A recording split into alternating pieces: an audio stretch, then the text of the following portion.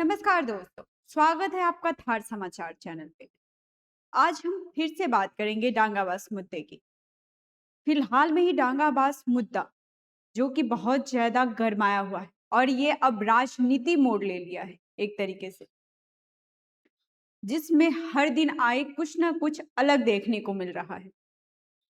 डांगाबाज मुद्दा जो कि 11 साल तक कोर्ट में चलने के बाद भी इन दलितों को न्याय नहीं मिल पाया। इसी मुद्दे पर आए दिन हर कुछ न कुछ राजनीति देखी जा रही है। अब ये मुद्दा एक अलग ही रूप ले चुका है, लेकिन इसमें नेता बोलने से घबरा रहे हैं। ये चीज सबसे ज्यादा देखने वाली है। ना तो कोई कांग्रेस का नेता, चाहे नागौर के सांसद हो आरएलपी हनुमान बेनीवाल, वो भी इस मुद्दे पे बोल रहे हैं, चाहे कोई और भी नेता हो। इस मुद्दे पर कोई भी कुछ भी बोलने का नाम नहीं ले रहा है, बस एक नेता को छोड़कर, टीकाराम जूली। टीकाराम जूली के अलावे कोई इस मुद्दे पर कुछ नहीं बोल रहा है। टीकाराम जूली फिलहाल में ही डांगाबाज गांव गए और वहां पर जाकर वो दलित के परिवार से मिले हैं और उन्होंने आश्वासन दिया है कि वहां पे जो 5 दलितों की मौत हुई है एक ही घर से, उनको वो न्याय दिलाएंगे।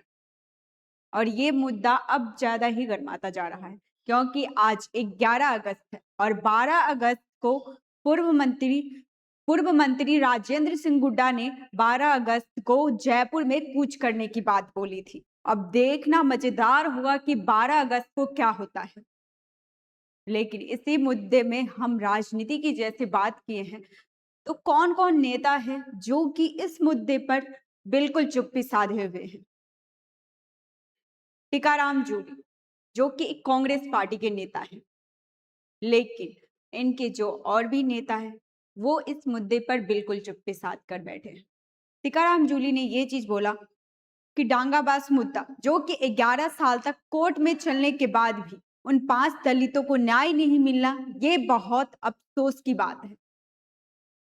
और वो डांगाबाज गए, वहां पर 5 दलित जो एक ही परिवार से मरे हैं, उनके परिवार से मिले और उन्हें आश्वासन दिया है उन्होंने। लेकिन फिलहाल ही में जो और भी मंत्री हैं, उनका हम आपको नाम बताते हैं जो इस मुद्दे पर बिल्कुल चुप्पी साध कर बैठे हैं। गोविंद सिंह डोटासरा जो कि हमेशा टीकाराम जूली के साथ रहते हैं और उनके हर मुद्दे में साथ देते हैं, लेकिन इस मुद्दे में टीकाराम जूली को गोविंद सिंह डोटासरा ने अकेले छोड़ दिया। इसकी वजह क्या है? पंचायत चुनाव?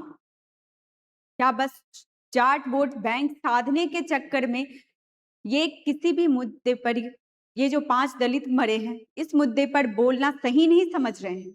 और अब हम बात करते हैं पायलट की, लेकिन दलित के ही मुद्दे पर बोलने में अभी घबरा रहे हैं। ऐसा क्यों?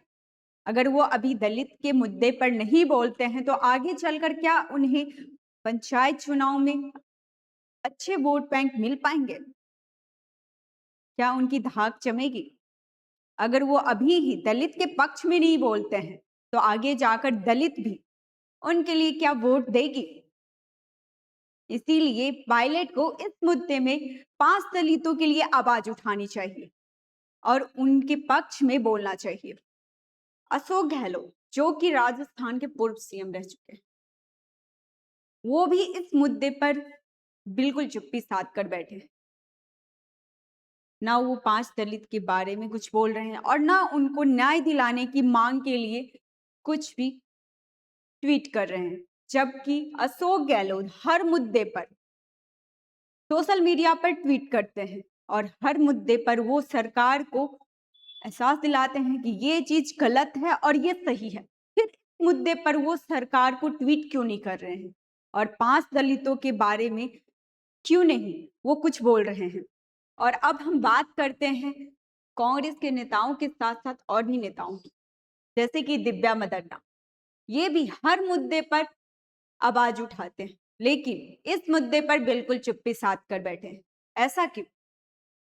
कोई भी ऐसा नेता नहीं है क्या जो मतलब इस मुद्दे पर खुलकर बोले और सरकार को इस मुद्दे पर दोबारा से सीबीआई जांच और उनको न्याय की मांग के लिए आवाज उठाए?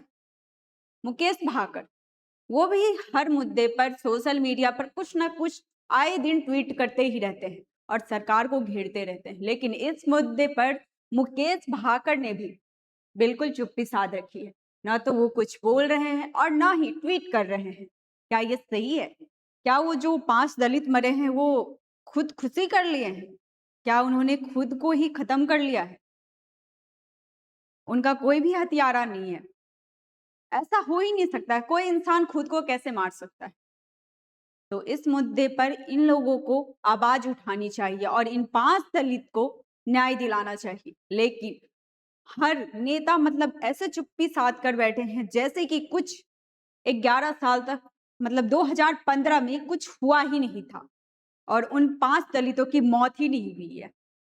लेकिन इस मुद्दे पे राजेंद्र सिंह गुड्डा ने ये चीज ऐलान किया है, सो 12 अगस्त को वो जयपुर में कूच करेंगे और इसके लिए आंदोलन भी करेंगे और उन 5 दलितों को न्याय दिलाएंगे।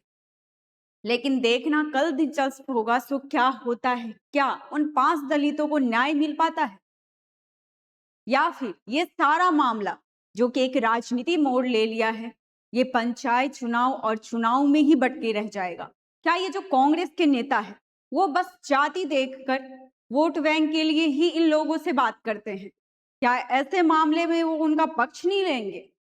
ये चीज सही नहीं है बिल्कुल। अगर आप वोट बैंक लेते भी हैं दलित समाज से, अगर आप वोट लेते हैं तो उनके लिए आवाज उठाना भी सीखिए, क्योंकि ये जनता आपके ही भरोसे बैठी है। अगर आपको उन्होंने भरोसा कर कर इस गद्दी पर बैठाया है तो उन आपका फर्ज भी बनता है तो इन 5 दलितों को आप न्याय दिलाएं और इनके साथ खड़े हों। अगर कल 12 अगस्त को यहाँ पर रैली निकलती है और सारी चीजें होती है तो इनको भी सपोर्ट करना चाहिए और यहाँ पर आकर भाग लेना चाहिए। और ये सब बात तो छोड़िए, आप नागौर के सांसद जो कि हनुमान बेनीवाल है, वहीं पे ये डांग आवाज मुद्दा हुआ है, लेकिन उन्होंने इस मुद्दे पर बिल्कुल चुप्पी साध रखी है। उनके जबान में ताला लग गया है बिल्कुल ही। ना तो वो कुछ बोल रहे हैं और ना ही ट्वीट कर रहे हैं, जो कि एक आंदोलनकारी है।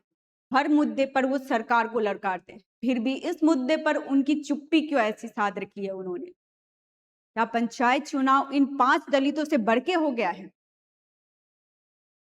एक ही घर से 5 लोगों का मरना कितना अफसोसजनक होता है। उस परिवार पे क्या गुजर रही होगी वही परिवार जानता है। लेकिन उस मुद्दे पर बिल्कुल भी ना तो सीबीआई कुछ पर कर पाई और ना ही अब नेता इस मुद्दे को उठा रही है,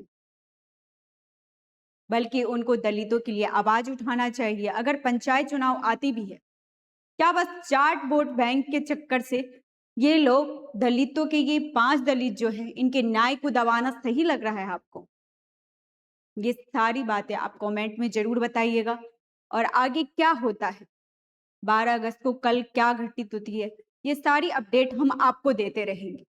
और ऐसी ही जानकारी के लिए आप बने रहिए हमारे चैनल के साथ। ज्यादा से ज्यादा लाइक करें, सब्सक्राइब करें और शेयर करें। धन्यवाद।